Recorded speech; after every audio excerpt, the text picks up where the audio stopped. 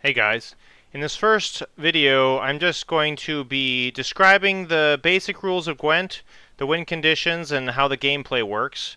And to do that I'm going to be playing a game against the AI opponent. So I'm going to click practice here, select a deck. It puts me into the game. It'll show me the opponent's leader, and it'll show my leader, and then we'll get into the game. You start by drawing 10 cards from your deck, and it's showing me my starting 10 cards here. You have the opportunity to redraw up to 3 of them. This hand doesn't look too bad, so I'm just going to keep all of them and not use any of my redraws. Then there's a coin flip. The coin flip determines who goes first, so in this case I won the coin flip, so I go first. It's actually generally a bad thing to go first, so you can debate as to whether winning the coin flip is really winning it or not, but going first is usually not a favorable position to be in. Before I start playing any cards, I'm going to just go through the basic rules and then we'll play into the round. So the gameplay mechanic in Gwent is that each player on their turn plays a single card from their hand and resolves whatever effects that card has. Then it's the other player's turn. They play a single card from their hand, and so on. And you just go back and forth playing cards from your hands until somebody decides to pass. So at any time, you can just pass the round and say, I'm not going to play any more cards this round. Then it's the opponent's turn, and they can continue playing as many cards as they want, or they can also pass. The way you win a game of Gwent is you have to win 2 out of 3 rounds. So the game is played over 3 rounds, and you have to win 2 of those to win the whole match. How you win a round is by amassing more strength on your side of the board than the opponent has when both players have passed. You can see here this blue side of the board is my side. I'll be playing cards into this blue area, and my strength value right now is 0 because I haven't played anything yet. And the opponent also, up here on the red side, has 0 strength, and this is the opponent's side of the board.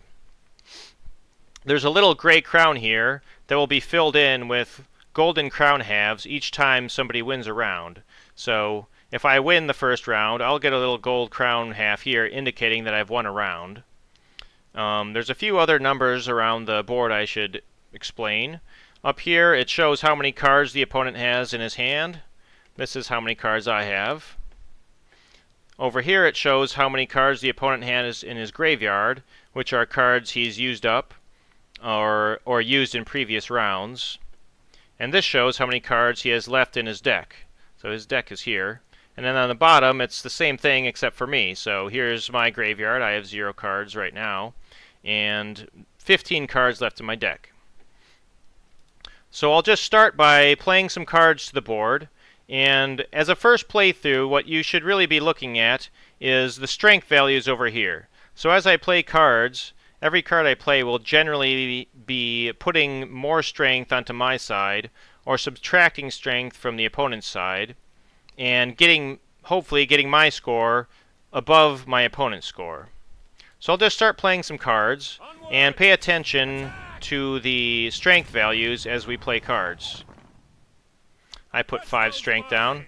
The opponent happens to be playing the same leader card, so he's going to do the same thing. I'll play this 7 strength unit here. The opponent removed it. I'll play this guy. He's worth 9.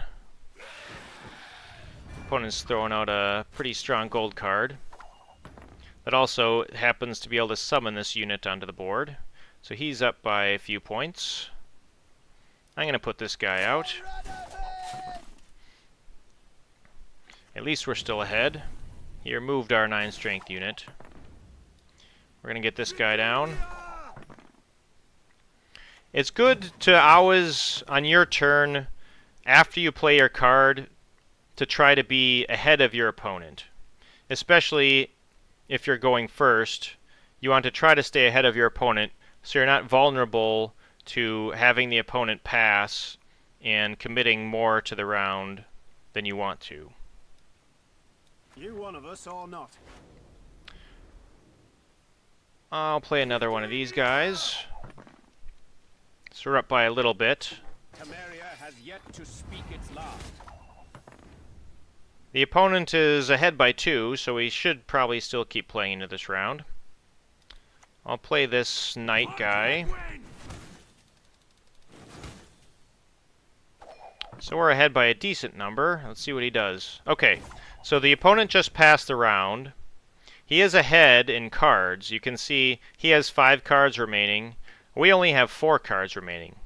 But he has passed the round, which means we don't need to commit any more cards to this round, so we should also pass here. And we will win the round. So we won the first round. We got our first crown half. Round 2 begins. Now at the start of round 2, you draw two more cards.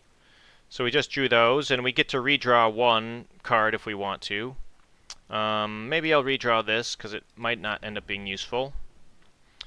And now, since we won the first round, we kind of are able to dictate how the second round will go. Since the score is currently tied 0-0, if both players pass on a tied score, both players get a crown half.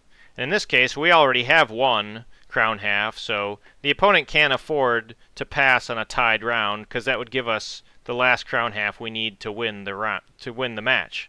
So we could just pass here without playing anything, and the opponent would be forced to play something to win this round. So I think I'm going to do that, because the player that wins a round goes first in the next round. And that means if we pass now, the opponent will have to play something, which he'll do. And then in the last round, he'll have to go first, which means we get to play the final card in the whole match. Playing the final card is known as having the last say, and it can be a pretty powerful position to be in if you have the right cards to play at the end. We happen to have a lot of special cards in hand, so I'm going to try to redraw and get some units. I'm not afraid. So the opponent had to go first, and I'll just start playing some cards down and see if we can beat his strength score by the end of this decisive final round. Let's put this guy out. Opponent will play something. We're ahead by 1, so it's hard to tell who's going to win at this point. Maybe we'll use this card to remove one of his units. I'm an officer and a gentleman.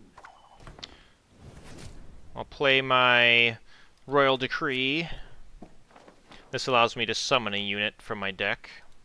I will not let this become a second Sodom.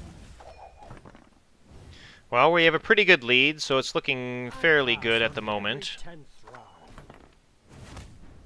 I'll play out this card. We're still ahead. We're pretty far ahead, actually, so it's going to be pretty hard for the opponent to catch up at this point. I'll play down our Geralt. He's a 10-point card. Let's get this over with. The opponent only has 1 card left, so let's see what he's got. It's going to be hard for him to catch up. Alright. So, the opponent has 0 cards left, and we're ahead by a lot. So we don't actually have to use this final card we have. We can simply pass and win the match because we're already ahead without having played this. So let's do that.